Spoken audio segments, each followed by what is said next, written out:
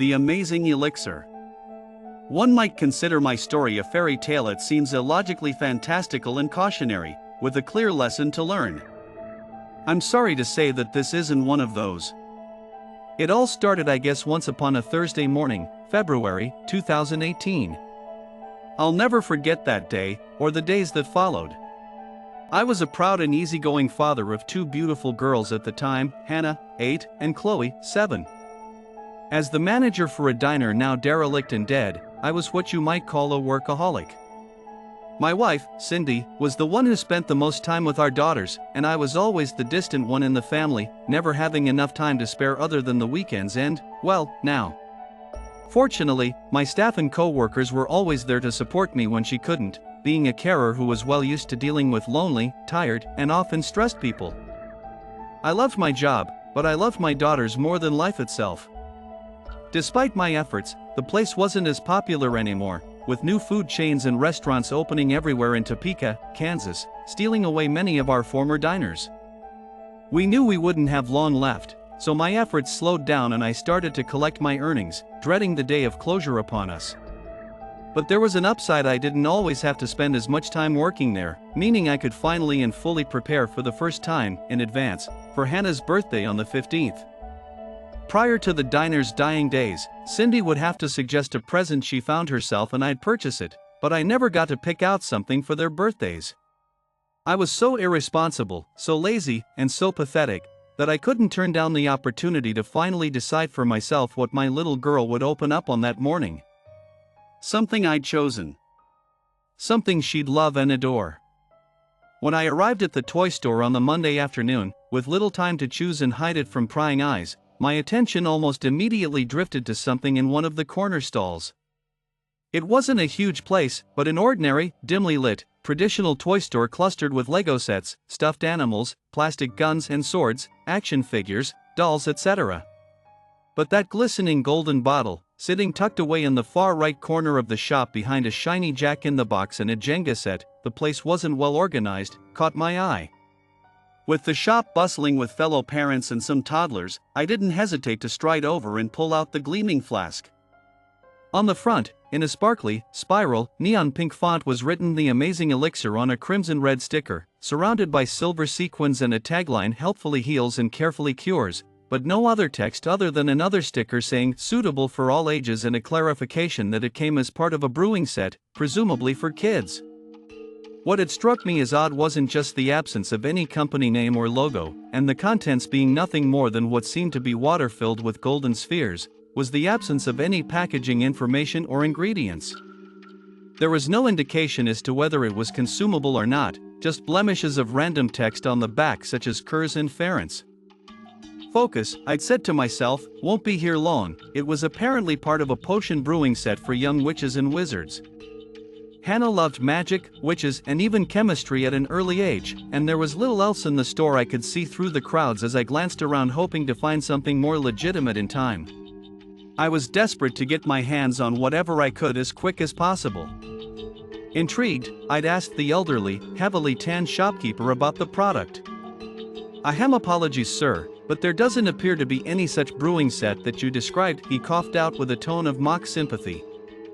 I did, however, find a children's cauldron and alchemy set that bears some resemblance to what you asked for. That'll do.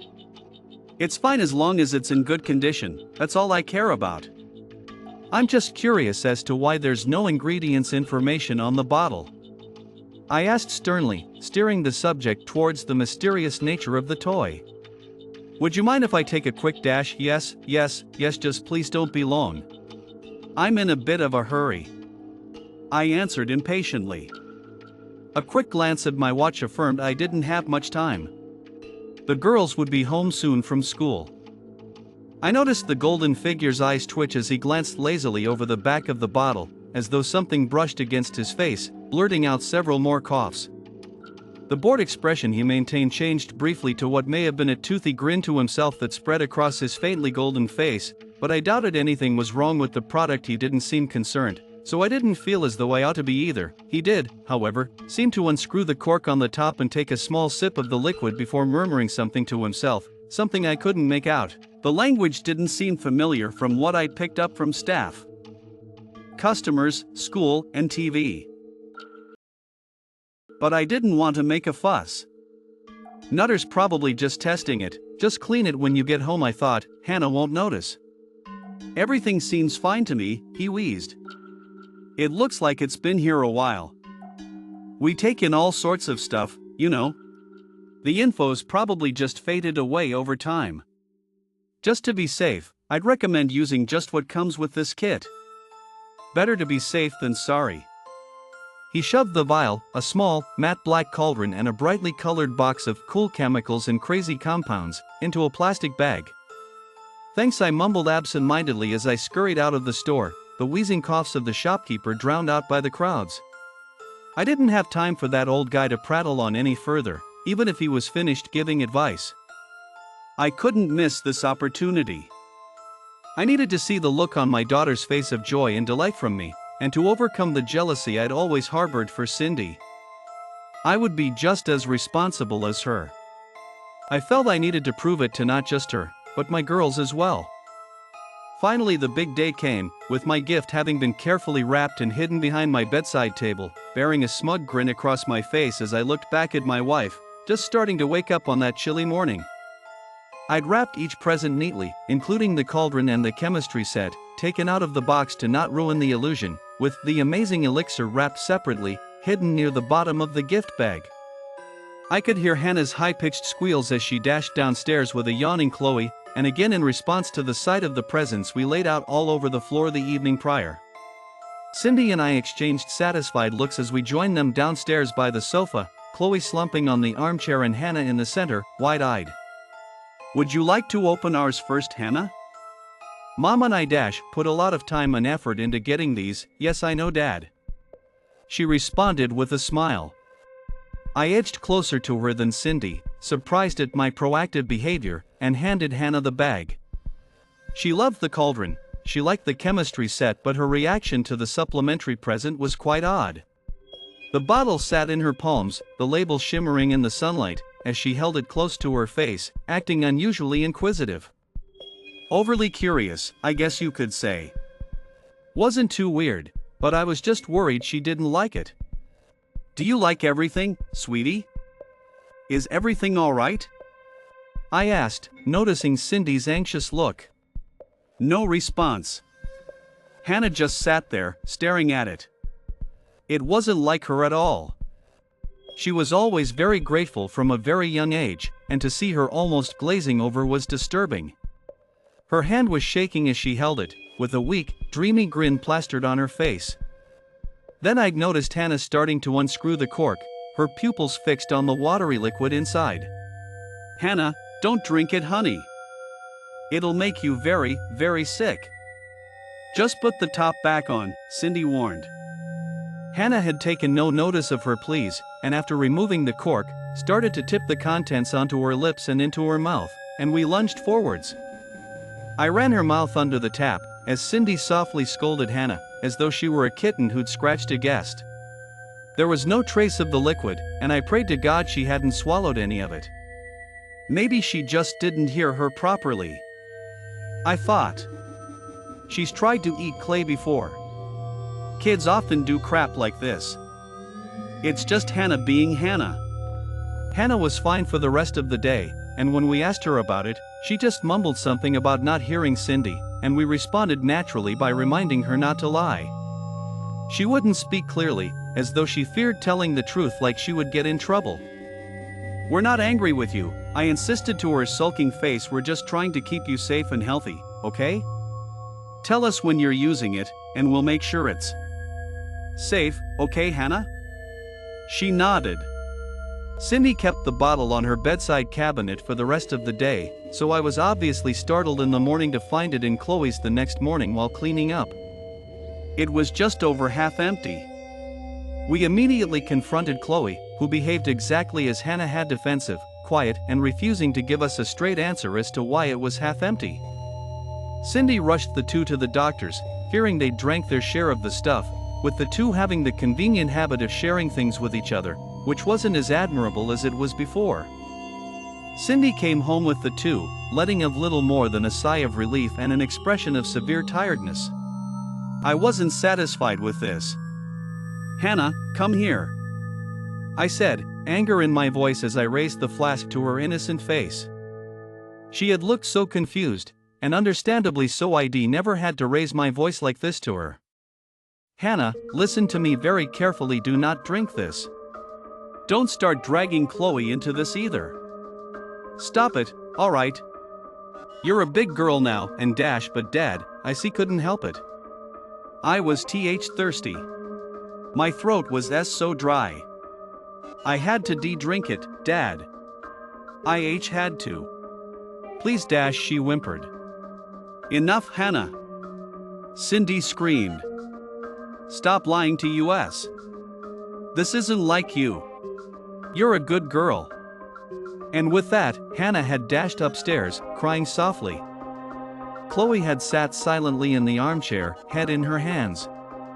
Cindy took the bottle and put it high on the furthest kitchen shelf in the corner, above their nimble fingers, and then stormed out. She'd left me, standing there, gazing at the flashing flask. I remember being nervous, fearful for my family. The shopkeeper, he took a sip too. I nearly took a sip and they drank half the damn bottle, I thought. I'd attempted that Friday after work to try and research about the amazing Elixir product, and found nothing useful, but the definition is some sort of magical medicine, so I reasoned as a product clearly marketed for children it wouldn't be too harmful, especially with such a title, but I still had my doubts. Cindy reassured me that night that the doctor found that there were no serious symptoms he'd observed, but had recommended another checkup on the Saturday morning since he's noticed their throats were unusually dry, Cindy commenting that they had dry coughs all the way home until she stopped to buy drinks that they accepted eagerly. I stayed awake nearly all night, checking on Chloe and Hannah constantly, listening for coughs, but none came. I shouldn't have been so impulsive buying that crap. Damn stupid. So stupid and irresponsible. I'd returned to the kitchen for a coffee, when my eyes again drifted to the vial hiding on top of the mahogany shelf. It was mesmerizing, the sparkles of light reflecting of the sequins and globes of gold shining in the darkness. I'd felt it again, that night. That urge, the craving to drink it, like I somehow became certain it was the most thirst-quenching, delicious, tastiest liquid that I needed as much as air. Drink it. I'd remembered brushing it off, trying to think clearly, but all I could think about was the concoction that almost seemed to bubble as I edged nearer. Just a sip. It was in my hand, the neon font contrasting against the dull peach of my skin in the dimly lit room. Drink it. I was unscrewing the cork, and I raised it to my lips, tipping the bottle. Drink it all. The taste was unimaginable, sour and sweet and bitter, then sour again. It felt runny like treacle, yet not sticky and thicker than water. I felt quenched, yet still thirsty. It was so addictive, and I was so thirsty. Dad? What are you doing? Said a small, hoarse voice. Hannah's voice, yet not like hers at all. In the doorway I saw Hannah. Despite the dim light, I noticed something wasn't right about her. Hannah's normally tan skin was darker, but seemingly shinier. Her face and hands were golden and wrinkled. Hannah? I whispered. Honey? Are you all right? I don't, said another voice. Cindy's voice, but not as warm or motherly. It sounded painful, but most of all, very, very dry. My face contorted into one of fear as I saw too that my wife was also aged in golden. She wasn't as bad as Hannah, or Chloe, who I'd noticed was lurking behind Cindy, groggy and the doppelganger of her sister. The girls looked like they'd been deep-fried, while my wife looked like she was covered head to toe in yellowish-orange paint. We had stood there silent for what had felt like hours before Cindy slowly took the bottle and placed it back again on the top shelf. As she walked past the kitchen mirror with the girls in tow, I'd noticed at that moment that none of their reflections bared the wrinkly golden skin, and they never seemed to question their noticeably slower walking speeds, especially for the girls. Saturday morning had arrived and I was stunned to discover the bottle by my bedside, now nearly empty. Swear she left it on the shelf, I thought. I had struggled to sit up and jumped at the sight of my own hands, which were as sagging and old as my wife's. I heard footsteps thump downstairs before an eye-piercing cry of terror fully woke me. As I tried to race down the stairs, I'd groaned in agony as my spine ached, but I continued and let out a dry cough. On the living room floor was Cindy, crouched over the bodies of Hannah and Chloe, all three of them coughing heartily, with blank eyes and expressions. Cindy had screamed for me to call an ambulance, us both fearing the worst, which I did without hesitation. By the time they arrived, they started wheezing in between coughs. They were laid in beds at the local hospital with respirators, the doctors and nurses alarmed by their skin, as well as Cindy's and mine. It's been 2 days since Saturday the 17th and they're still there, the doctors still trying to diagnose an exact illness, baffled by the series of symptoms they've developed and the effects on their osmoregulatory system and whether it's a single disease or a combination. Me and Cindy fear for our lives almost as much as theirs, since we too are told we look like our daughters, but not in the normal complimentary way. The bottle's vanished too, no idea where it's gone. I'm watching over them in their ward, and I know it won't be long before I'll be in a similar position. As I briefly look away, I catch a glimpse of a familiar face, the shopkeeper, walking down the furthest corridor. He turns to look at me, and I gasp in horror. This isn't the shopkeeper I'd met on Thursday. His skin is a perfect peach and pristine, giving off a more youthful image, but his identity still remained. No coughing. No wheezing. Nothing. He's younger. As the truth dawns on me, he gives me a sinister smile, bearing chalk-white teeth and a flicker of light in his eyes, before walking calmly off, out of sight. Written by DDT888.